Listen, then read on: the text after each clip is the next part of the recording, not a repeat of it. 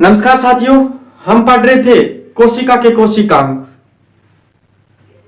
सबसे पहले हमने दोहरी झिल्ली युक्त कोशिकांग के बारे में पढ़ा, उसके बाद में हमने झिल्ली रहित कोशिकांगों के बारे में पढ़ा। आज हम पढ़ रहे हैं साथियों कोशिका के एकल झिल्ली युक्त कोशिकांग।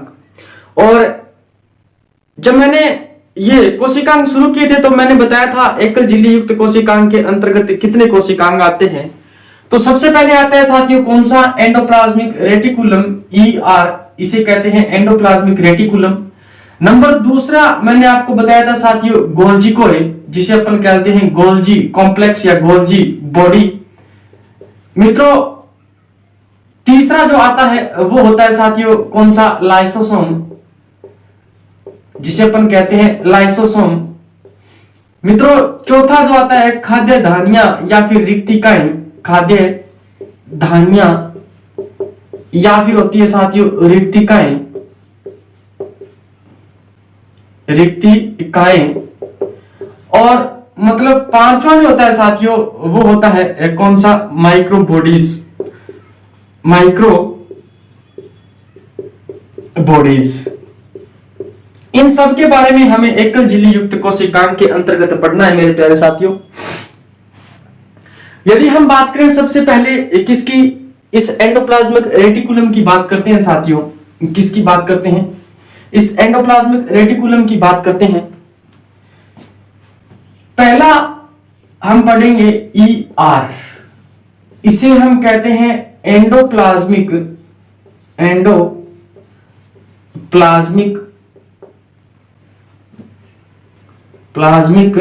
रेटिकुलम।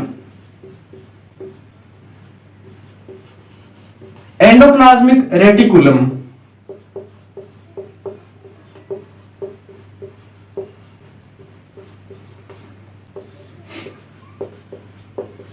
एंडोप्लाज्मिक रेटिकुलम मित्रों इसे कहा जाता है अंतःपर्दवी जालिका। क्या कहा जाता है? अंतःपर्दवी जालिका। अंतःपर्दवी जालिका के नाम से इसे जाना जाता है मित्रों, इसे कहते हैं ER।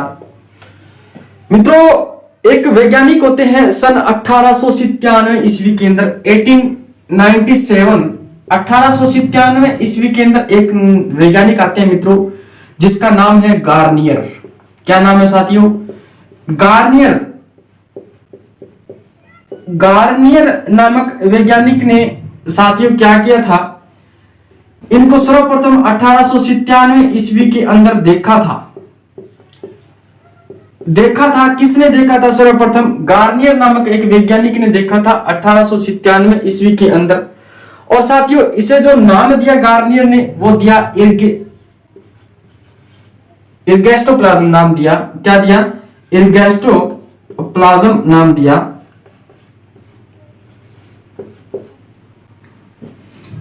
इर्गेस्टोप्लाज्म नाम दिया।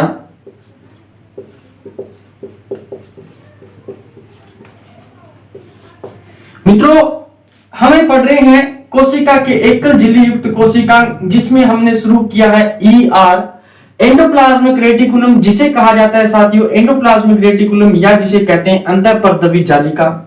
मित्रों सन 1897 ईस्वी के अंदर गार्नियर नामक वैज्ञानिक ने सर्वप्रथम देखा था इन्हें, और इन्हें नाम दिया था साथियों इर्गेस्टोप्लाज्म नाम दिया था। क्या नाम दिया था? इर्गेस्टोप्लाज्म नाम दिया था। सन 1953 ईस्वी के अंदर एक वैज्ञानिक आते हैं जिनका नाम है साथियों पोर्टर। क्या नाम है? पोर्टर नाम है जिनका। पोर्टर नामक वैज्ञानिक ने इनकी क्या कर दी साथियों? खोज की थी।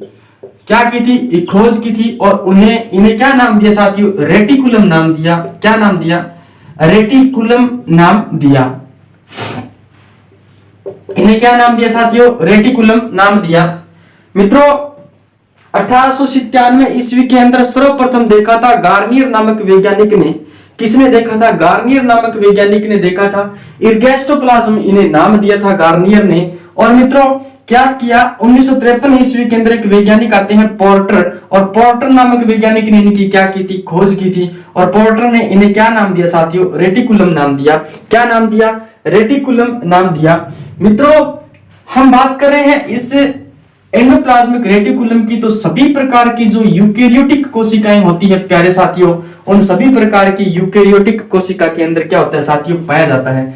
सभी प्रकार की जो यूकेरियोटिक कोशिकाएं होती है, सभी प्रकार की यूकेरियोटिक जो कोशिकाएं होती है, यूकेरियोटिक कोशिकाओं में यह पाया जाता है। मित्रों सभी प्रकार की यूकेरियोटिक कोशिकाओं में पाया जाता है। लेकिन यदि हम बात करें प्रोकैरियोटिक कोशिका, प्रोकैरियोटिक कोशिका और अपन बात करते हैं साथियों आरबीसी।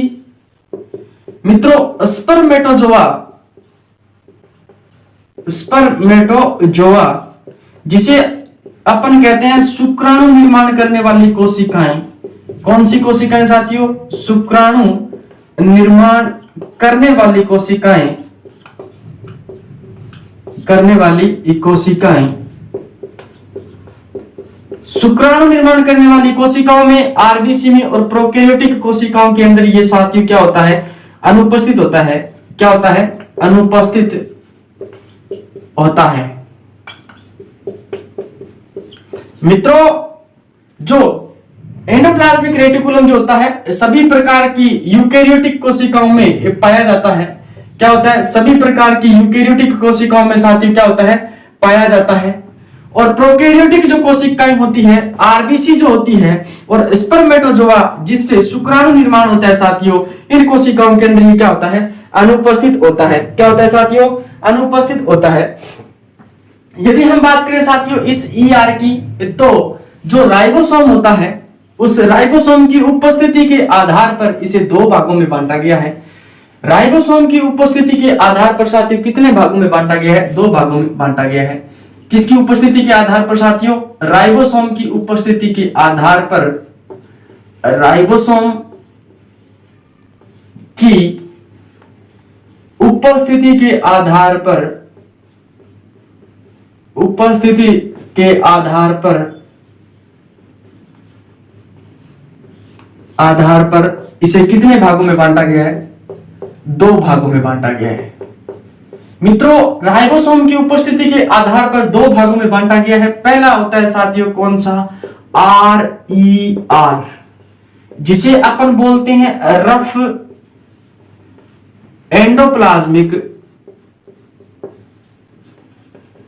Endoplasmic reticulum. इसे कहा जाता है साथियों, क्या कहा जाता है, खुरदरी अंतःपर्दवी जालिका। क्या कहा जाता है, खुरदरी अंतःपर्दवी जालिका। या साथियों इसे कहा जाता है कणिका में अंतःपर्दवी जालिका। क्या कहा जाता है, कणिका में अंतःपर्दवी जालिका। मित्रों एक होता है SER, इसे कहा जाता है समूथ एंडोप्लाज्मिक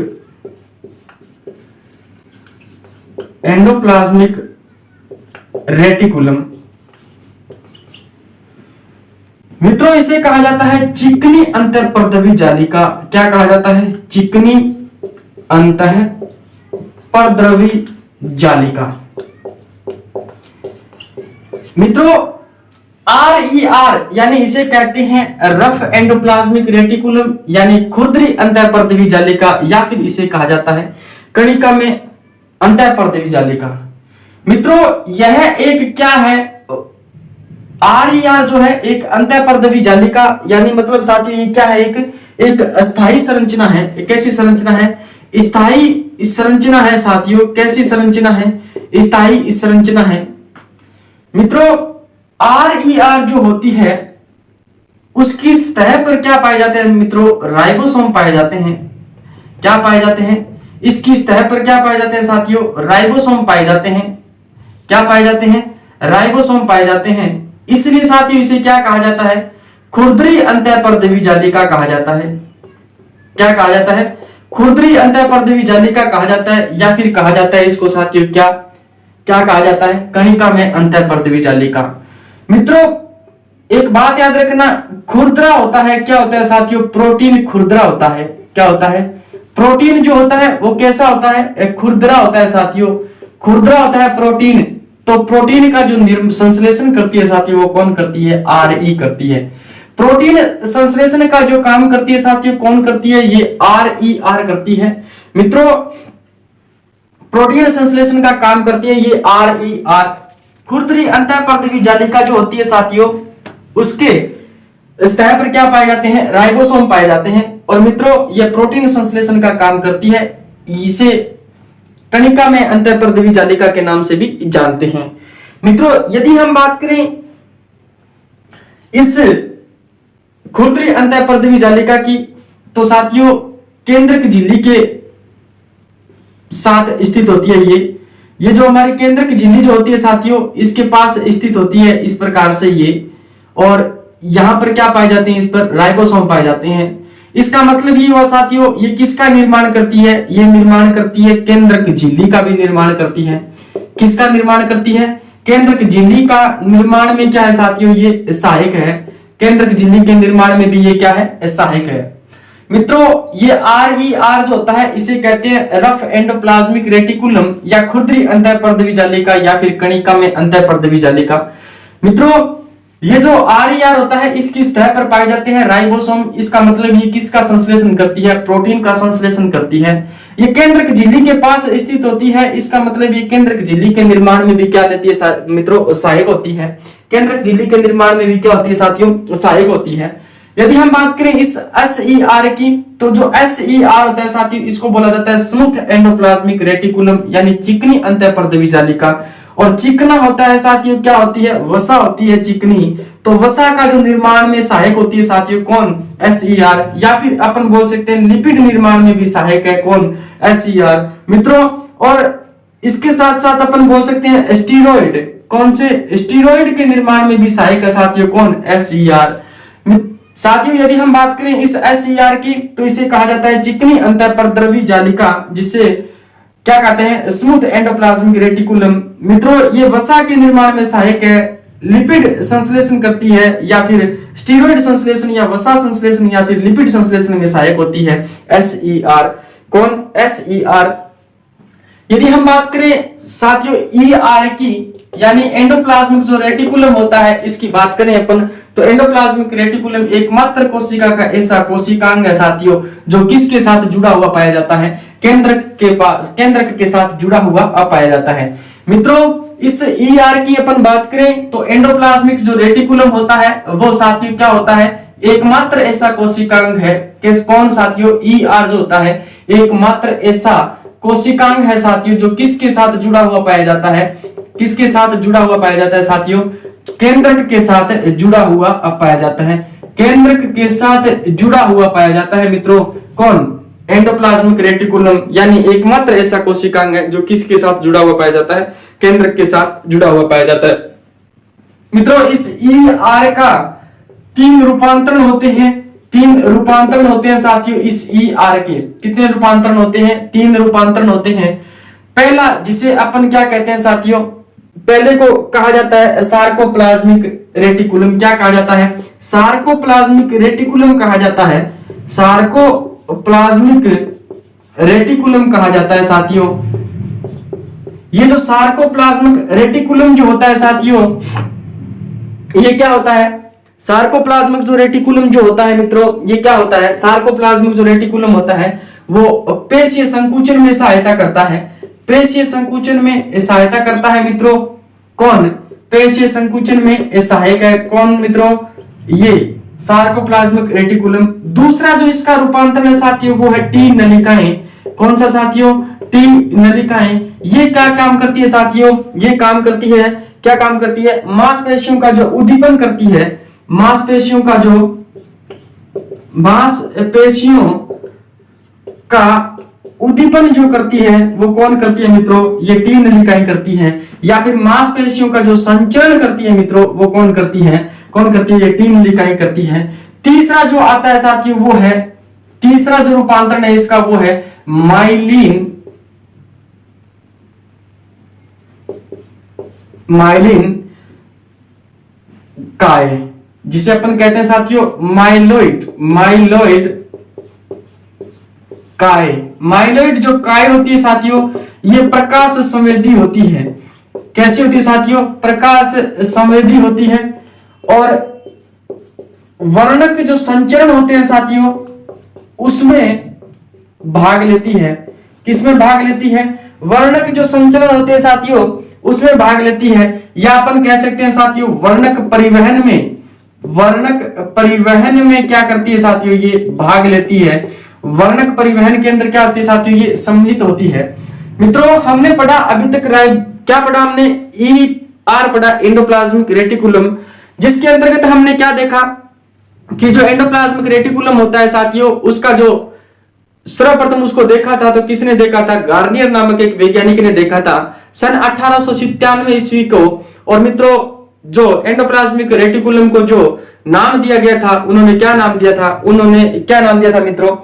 क्या नाम दिया था? इर्गेस्ट्रोप्लाज्म नाम दिया था, इर्गेस्ट्रोप्लाज्म नाम दिया था मित्रों। उसके बाद में 1953 ईस्वी के अंदर पोर्टर नामक एक वैज्ञानिक आते हैं। और पोर्टर नामक वैज्ञानिक ने क्या किया साथियों? पोर्टर नामक वैज्ञानिक ने इसकी खोज की थी 1953 ईस्वी के अंदर, और इन्हें क्या नाम दिया मित्रों? रेटिकुलम नाम दिया। इसके बाद में साथियों यदि हम बात करें इस एंडोप्लाज्मिक रेटिकुलम की, तो सभी प्रकार की जो यूकेरियोटिक कोशिकाएं होती है प्यारे साथियों, यूकेरियोटिक कोशिकाओं के अंदर क्या पाई जाती है? एंडोप्लाज्मिक रेटिकुलम पाई जाती है। लेकिन जो आरबीसी होती है, प्रोकैरियोटिक कोशिकाएं होती है, और शुक्राणु निर्माण करने वाले जो स्पर्मेटोजोआ कोशिकाएं होती है साथियों, उनके अंदर क्या होती है? ये अनुपस्थित होती है। क्या होती है? अनुपस्थित होती है। मित्रों एकमात्र ऐसा कोशिकांग है जो किसके साथ जुड़ा हुआ पाया जाता है? केंद्रक के साथ जुड़ा हुआ पाया जाता है। कोशिका का एकमात्र ऐसा कोशिकांग है प्यारे साथियों जो किसके साथ जुड़ा हुआ पाया जाता है? केंद्रक के साथ जुड़ा हुआ पाया जाता है। मित्रों यदि हम बात करें इस एंडोप्लाज्मिक रेटिकुलम की, तो राइबोसोम की उपस्थिति के आधार पर इसे दो भागों में बांटा गया है। एक तो साथियों खुरदरी अंतःपर्दवी जालिका, एक होती है साथियों चिकनी अंतःपर्दवी जालिका। मित्रों खुरदरी अंतःपर्दवी जालिका को रफ एंडोप्लाज्मिक रेटिकुलम या फिर RER के नाम से जानते हैं, या फिर इसे जानते हैं कणिका में अंतःपर्दवी जालिका के नाम से। मित्रों राइबोसोम इसकी सतह पर पाए जाते हैं। इसके कारण ये क्या कैसी दिखाई देती है? खुरदरी दिखाई देती है, कणिका में दिखाई देती है प्यारे साथियों, और केंद्र की झिल्ली के पास क्या होती है? स्थित होती है। इसलिए साथियों ये किसके संश्लेषण में सहायता करती है? प्रोटीन के संश्लेषण में मित्रों ये क्या करती है? सहायता करती है। और साथियों यदि हम बात करें इस RER की, तो मित्रों ये केंद्र की झिल्ली का जो बाह्य झिल्ली होती है उसका भी क्या करती है साथियों? निर्माण करती है। केंद्र की झिल्ली का निर्माण करती है साथियों, कौन करती है? रफ एंडोप्लाज्मिक रेटिकुलम करती है। इसके बाद में यदि हम बात करें साथियों किसकी, जो SER होता है स्मूथ एंडोप्लाज्मिक रेटिकुलम, या फिर मित्रों इसे कहा जाता है चिकनी अंतःपर्दवी जालिका, तो इसकी सतह पर क्या नहीं पाए जाते साथियों? क्या नहीं पाए जाते? राइबोसोम नहीं पाए जाते, इसलिए ये चिकनी नजर आती है मित्रों। और जो चिकनी नजर आती है इसका मतलब साथियों किसका निर्माण करती है? ये वसा के संश्लेषण में, लिपिड के संश्लेषण में सहायक है, या फिर मित्रों अपन कह सकते हैं स्टीरॉइड के संश्लेषण में सहायक है। मित्रों इसके 3 रूपांतरण होते हैं। पहला होता है साथियों, कौन सा होता है? पहला जो होता है साथियों, ये देखो सार्कोप्लाज्मिक रेटिकुलम होता है जो पेशीय संकुचन में सहायक है मित्रों। 3 नलिकाएं होती है जो मांसपेशियों का उद्दीपन व संचरण करती है मित्रों। और तीसरा जो इसका क्या है? तीसरा जो इसका साथियों जिसे अपन कहते हैं रूपांतरण, तीसरा जो रूपांतरण है वो है माइलोइड काय, जो प्रकाश संवेदी होता है साथियों, और वर्णक परिवहन के अंदर क्या लेता है? भाग लेता है। किसमें भाग लेता है साथियों? वर्णक परिवहन के अंदर भाग लेता है। इसके बाद देखिए साथियों इसकी अपन बात करते हैं कार्य की। जो एंडोप्लाज्मिक रेटिकुलम जो होता है इसके कार्य की अपन बात करते हैं, तो इसके कार्य कौन कौन से हैं अभी देखिए मित्रों।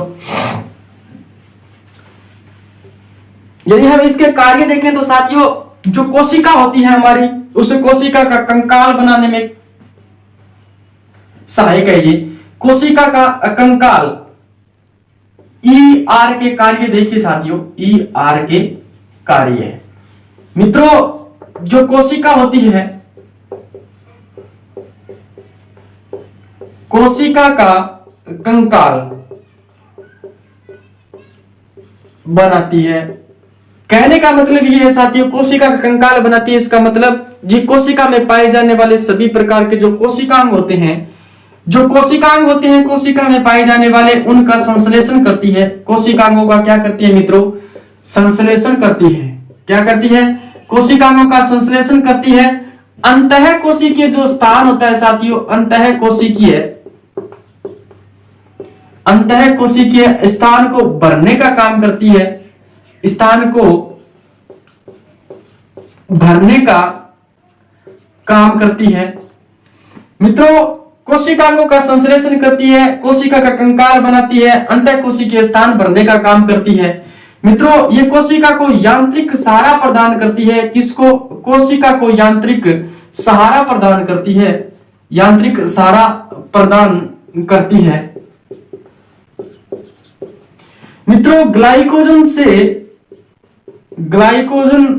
से ग्लूकोज का निर्माण करती है। किसका निर्माण करती है? ग्लूकोज का निर्माण करती है। किसका निर्माण करती है? ग्लाइकोजन से ग्लूकोज का निर्माण करती है।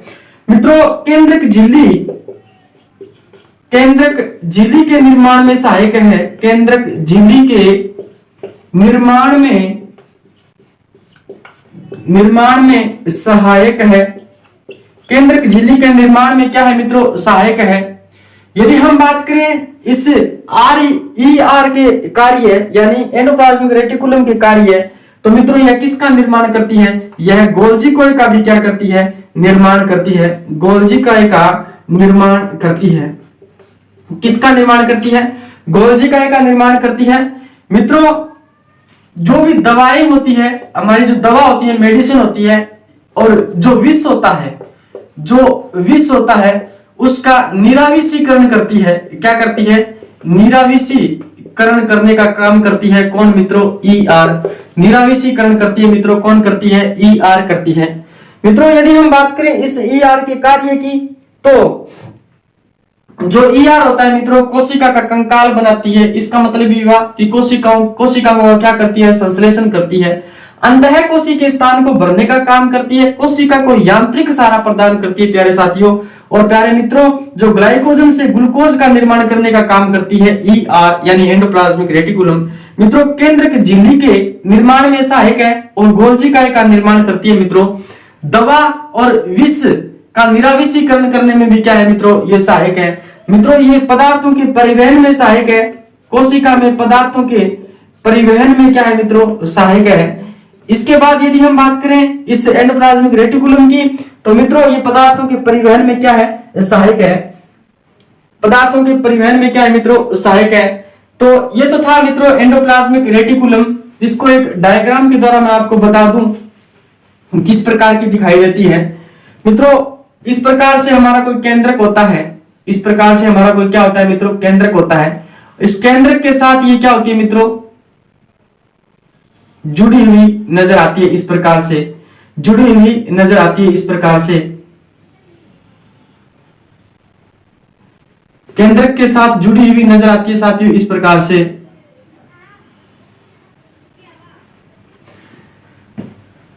साथियों एकमात्र ऐसा कोशिकांग है जो केंद्रक के साथ जुड़ा हुआ नजर आता है। जुड़ा हुआ नजर आता है। और मित्रों, यदि हम बात करें इस एंडोप्लाज्मिक रेटिकुलम की, तो मित्रों इस पर पाए जाते हैं क्या? यहां पर ये दो प्रकार की मैंने बताया था। यहां पर क्या पाए जाते हैं? इस पर पाए जाते हैं मित्रों राइबोसोम जुड़े हुए पाए जाते हैं। जहां राइबोसोम जुड़े हुए पाए जाते हैं मित्रों, वह होता है कणिका में एंडोप्लाज्मिक रेटिकुलम या फिर अंतःपरद्रवी जालिका। और जहां पर राइबोसोम नहीं पाए जाते साथियों, वो कैसा होता है साथियों? वो होती है चिकनी अंतःपरद्रवी जालिका। चिकनी अंतःपरद्रवी जालिका। मित्रों, ये जो चिकनी अंतःपरद्रवी जालिका होती है, ये कोशिका झिल्ली की तरफ स्थित होती है। कोशिका झिल्ली की तरफ स्थित होती है। और मित्रों, ये जो कणिका में अंतःपरद्रवी जालिका होती है, ये कहां पर स्थित होती है? केंद्रक झिल्ली की ओर स्थित होती है। केंद्रक झिल्ली का निर्माण करती है साथियों कौन? ये कणिका में अंतःपरद्रवी जालिका। तो साथियों ये तो था अंतःपरद्रवी जालिका। इसके बाद में अपन पढ़ते हैं साथियों, क्या पढ़ते हैं? अगला जो कोशिकांग आता है, एकल झिल्ली युक्त कोशिकांग जो होता है अगला, वो है साथियों कौन सा? गोल्जी कोय। कौन सा पढ़ेंगे? हम पढ़ेंगे गोल्जी कोय। गोल्जी कोय को पढ़ते हैं साथियों। देखिए गोल्जी कोय क्या होता है।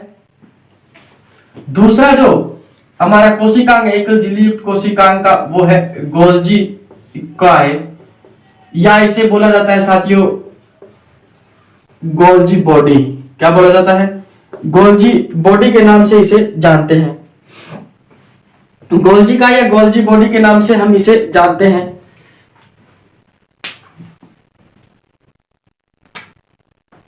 प्यारे साथियों देखिए, गोल्जी काय या गोल्जी बॉडी, तो एक वैज्ञानिक हुए थे साथियों कैमिलो गोल्जी। कैमिलो गोल्जी नामक एक वैज्ञानिक हुए थे। कैमिलो गोल्जी नामक वैज्ञानिक ने इसकी क्या की थी? खोज की थी। खोज किसने की थी? कैमिलो गोल्जी नामक वैज्ञानिक ने इसकी क्या की थी? खोज की थी। और किस में की थी साथियों? जो उल्लू की तंत्रिका कोशिकाएं होती हैं, उल्लू की तंत्रिका कोशिका। कैसी कोशिका साथियों? उल्लू की जो तंत्रिका कोशिका होती है उसके अंदर इसकी खोज की थी। उल्लू के अंदर जो तंत्रिका कोशिका होती है साथियों, उस तंत्रिका कोशिका में इसकी क्या की थी? खोज की थी। मित्रों इसे कहा जाता है पॉलीमॉर्फिक। क्या कहा जाता है इसे? इसे कहा जाता है पॉलीमॉर्फिक कोशिकांग कहा जाता है।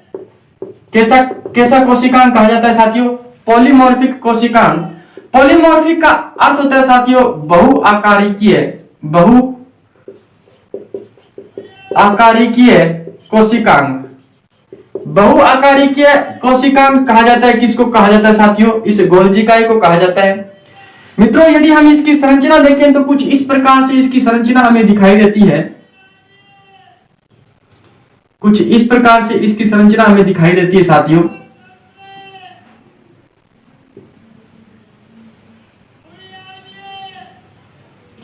इस प्रकार से इसकी संरचना हमें दिखाई देती है। यह होता है साथियों गोल्जी कोय, और इसके 3 भाग होते हैं। इसे कहते हैं साथियों सिस्टर्नी। क्या कहा जाता है? सिस्टर्नी कहा जाता है मित्रों। और यहां पर लगे होते हैं इस प्रकार से, ये जो बिंदुनुमा संरचना है साथियों, इसको क्या कहा जाता है? इसको वेसिकल कहा जाता है। क्या कहा जाता है? वेसिकल कहा जाता है। और मित्रों ये जो होता है इसे क्या कहा जाता है? इसे कहा जाता है ट्यूब्यूल। क्या कहा जाता है? ट्यूब्यूल कहा जाता है प्यारे साथियों। इसमें 3 पार्ट में दिखाई देते हैं, वेसिकल, ट्यूब्यूल और सिस्टर्नी। साथियों ये जो ट्यूब्यूल होता है या फिर वेसिकल होता है फिर सिस्टर्नी होता है, इनका जो संरचना होती है साथियों, वो संरचना कैसी होती है? निश्चित नहीं होती है। प्रत्येक कोशिका के अंदर इनकी संरचना क्या होती है साथियों? अनिश्चित होती है। इस कारण जो इसकी गोल्जी काय की संरचना होती है साथियों, वो क्या होती है? अनिश्चित बनी रहती है। इसीलिए तो कहा जाता है साथियों इसको बहुआकारिकीय कोशिकांग। क्या कहा जाता है? बहुआकारिकीय कोशिकांग या फिर पॉलीमॉर्फिक कोशिकांग। मित्रों इसे कहा जाता है, क्या कहा जाता है? इसे गोल्जी उपकरण के नाम से जाना जाता है। क्या जाना जाता है साथियों? इसको गोल्जी उपकरण के नाम से जाना जाता है।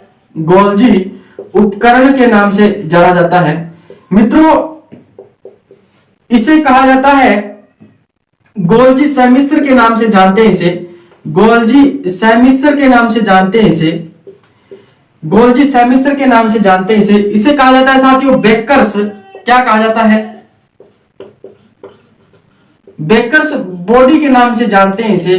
किस नाम से जानते हैं? बेकर्स बॉडी के नाम से जानते हैं इसे। इसे कहा जाता है साथियों क्या कहा जाता है? आइडोप्लाज्म कहा जाता है। क्या कहा जाता है? आइडोप्लाज्म कहा जाता है। सॉरी, आइडोसोम कहा जाता है। क्या कहा जाता है? आइडोसोम कहा जाता है। क्या कहा जाता है साथियों? इसे आइडोसोम कहा जाता है। मित्रों इसे कहा जाता है लिपोकॉन्ड्रिया। क्या कहा जाता है? लिपोकॉन्ड्रिया के नाम से जानते हैं अपन। किस नाम से जानते हैं? लिपोकॉन्ड्रिया के नाम से जानते हैं। मित्रों इसे कहा जाता है प्रिंसिपल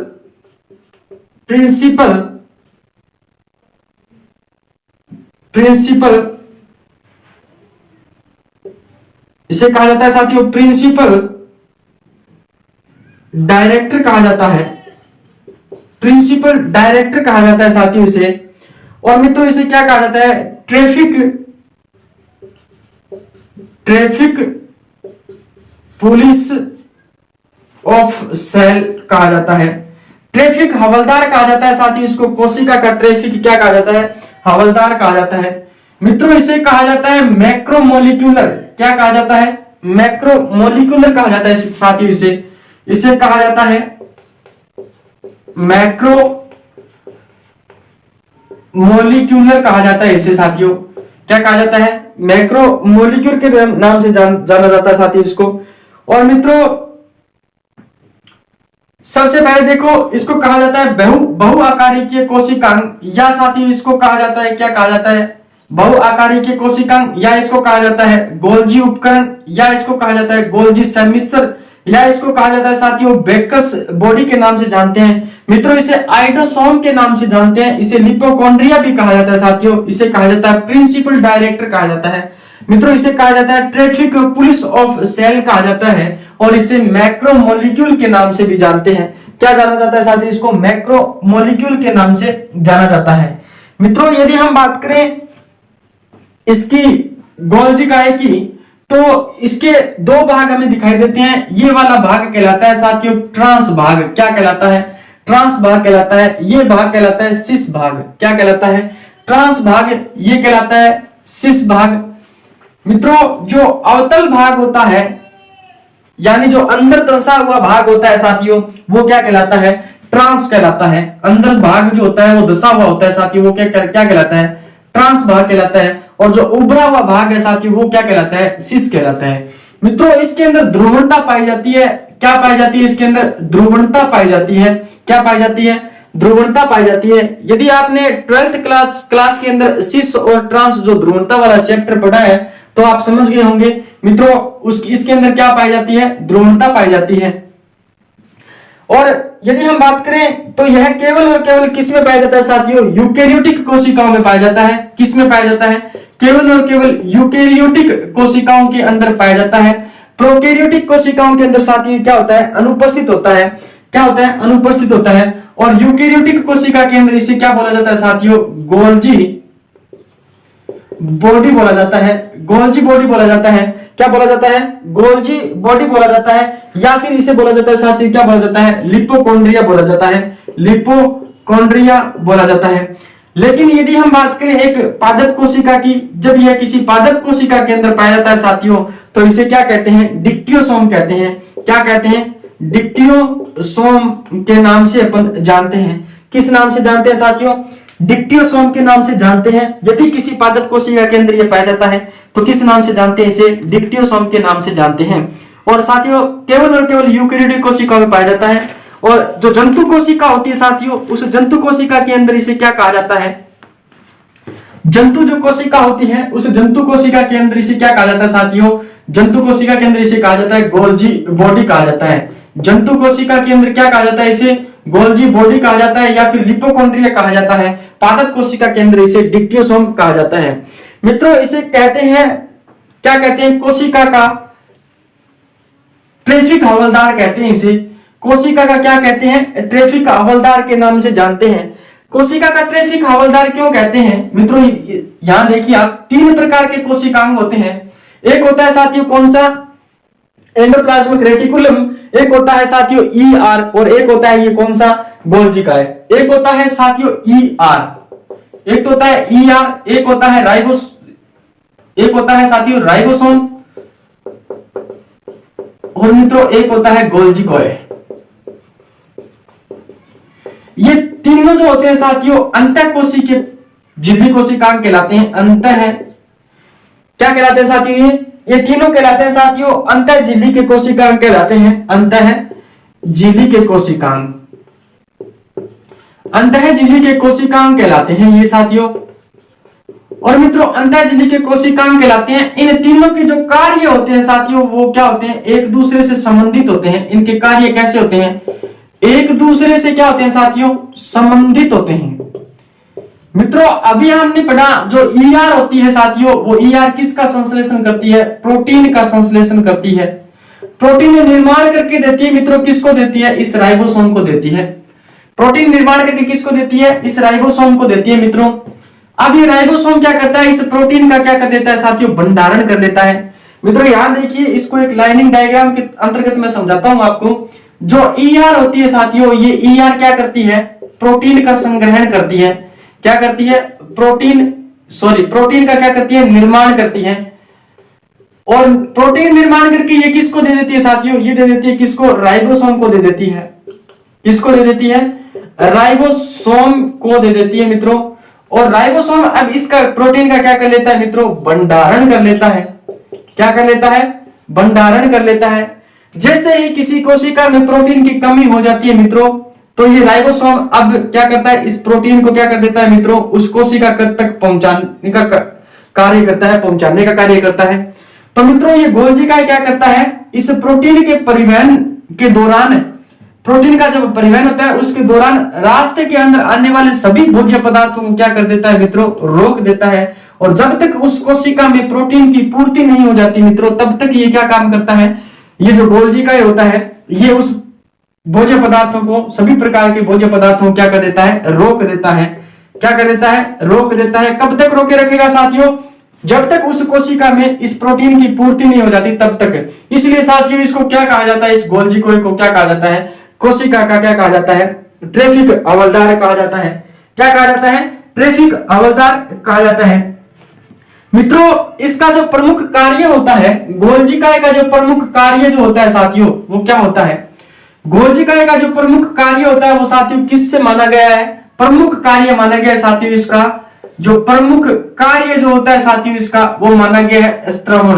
क्या माना गया है, स्त्रवण माना गया है साथियों। इसलिए इसको क्या बोला जाता है साथियों, स्त्रावी अंग के नाम से भी जाना जाता है। स्त्रावी अंग, कोशिका का जो स्त्रावी अंग है साथियों वो किसको कहा जाता है, इस गोल्जी काय को कहा जाता है। मित्रों यह किसका, एक तो होता है मित्रों शर्करा, मित्रों शर्करा प्रोटीन और श्लेष्मा, प्रोटीन और श्लेष्मा, और साथियों इसके साथ साथ ये पेक्टिन किसका निर्माण करता है, पेक्टिन का भी क्या करता है मित्रों, निर्माण करता है। क्या करता है, निर्माण करता है। मित्रों ये शर्करा प्रोटीन श्लेष्मा और साथियों पेक्टिन का भी क्या करता है, निर्माण या फिर क्या करता है साथियों, संश्लेषण करता है। कौन करता है मित्रों, ये गोल्जी काय करता है। मित्रों प्रमुख कार्य जो इसका माना गया है वो श्रवण से माना गया है और स्रावी अंग के रूप में इसको जाना जाता है साथियों। जो इसका कार्य है शर्करा प्रोटीन और श्लेष्मा पेक्टिन का जो निर्माण या संश्लेषण करता है मित्रों, वो कौन करता है, कौन करता है साथियों, वो करता है गोल्जी काय करता है। इसके बाद में देखिए साथियों यदि हम बात करें इस गोल्जी काय की, तो मित्रों ये जो गोल्जी काय होता है ये पदार्थों का संग्रहण करता है। क्या करता है, पदार्थों का क्या करता है मित्रों, संग्रहण करता है। मित्रों यह लाइसोसोम का क्या करता है, निर्माण करता है। क्या करता है, लाइसोसोम का भी क्या करता है मित्रों, ये निर्माण करता है। किसका निर्माण करता है, ये लाइसोसोम का निर्माण करता है मित्रों। और मित्रों इस साथ साथ क्या करता है, ये कोशिका जो पट्टी होती है उसका भी क्या करता है मित्रों, निर्माण करता है। कोशिका पट्टी का भी क्या करता है, निर्माण करता है। यदि आपने शुक्राणु का अध्ययन किया है तो शुक्राणु जो कोशिकाएं होती है साथियों, शुक्राणु कोशिका जो होती है उसकी टिप पर एक्रोसोम होता है। शुक्राणु की कोशिका जो होती है मित्रों, शुक्राणु जो कोशिकाएं होती है उनकी जो टिप पर क्या होता है मित्रों, एक्रोसोम होता है। क्या होता है, एक्रोसोम होता है। और एक्रोसोम का निर्माण भी कौन करता है मित्रों, ये गोल्जी को ही करता है। एक्रोसोम का निर्माण कौन करता है मित्रों, गोल्जी को ही करता है। और मित्रों अंडों की जो पित्तक होता है साथियों, अंडों का जो पित्तक झिल्ली होती है, क्या होती है, अंडों पर उपस्थित जो पित्तक झिल्ली होती है, पित्तक झिल्ली जो होती है, अंडों पर उपस्थित जो पित्तक झिल्ली जो होती है, उन पित्तक झिल्ली का भी निर्माण करता है। कौन करता है साथियों, ये गोल्जी काय करता है। पित्तक झिल्ली का जो निर्माण करता है मित्रों, अंडों की जो पित्तक झिल्ली होती है, अंडों की जो पित्तक झिल्ली होती है उस पित्तक झिल्ली का भी निर्माण कौन करता है, ये गोल्जी को ही करता है मित्रों। और मित्रों ईआर के द्वारा जो बनाए गए पदार्थों की पैकिंग है, ईआर के द्वारा बनाए गए जो पदार्थ है, ईआर के द्वारा जो बनाए गए पदार्थ है, बनाए गए पदार्थ है, उन पदार्थों की जो पैकिंग है साथियों, क्या साथियों, जो पैकिंग है, पैकिंग का भी काम कौन करता है, पैकिंग का कार्य कौन करता है मित्रों, गोल्जी काय करता है। पैकिंग का कार्य कौन करता है साथियों, गोल्जी काय करता है। और मित्रों पादप कोशिका में जो कोशिका द्रव्य विभाजन होता है, पादप कोशिका के अंदर जो कोशिका द्रव्य विभाजन होता है, पादप कोशिका के अंदर, पादप कोशिका में कोशिका द्रव्य जो विभाजन होता है, कोशिका द्रव्य विभाजन जो होता है, कोशिका द्रव्य विभाजन जो होता है, उस कोशिका द्रव्य विभाजन के दौरान मित्रों क्या होता है, एक खांच बनती है। उस खांच का निर्माण भी कौन करता है, ये गोल्जी को ही करता है। कोशिका द्रव्य विभाजन के दौरान साथियों जो खांच बनती है, उस खांच का निर्माण भी कौन करता है साथियों, ये गोल्जी का ही करता है। तो मित्रों ये थे आज के 2 एकल झिल्ली युक्त कोशिकांग जो मैंने आपको बताए हैं। साथियों जो मैंने आपको बताया है उससे बाहर शायद ही कोई क्वेश्चन उठे, ज्यादा से ज्यादा इस चैनल को सब्सक्राइब करें साथियों, लोगों तक शेयर करें, स्टूडेंटों के बीच में क्या करें साथियों, शेयर करें। और मित्रों वीडियो को लाइक करें, ज्यादा से ज्यादा शेयर करें और कमेंट बॉक्स में अपना कमेंट जरूर लिखें साथियों। तो उम्मीद करता हूं आज का लेक्चर सभी को समझ में आया है। जय हिंद साथियों।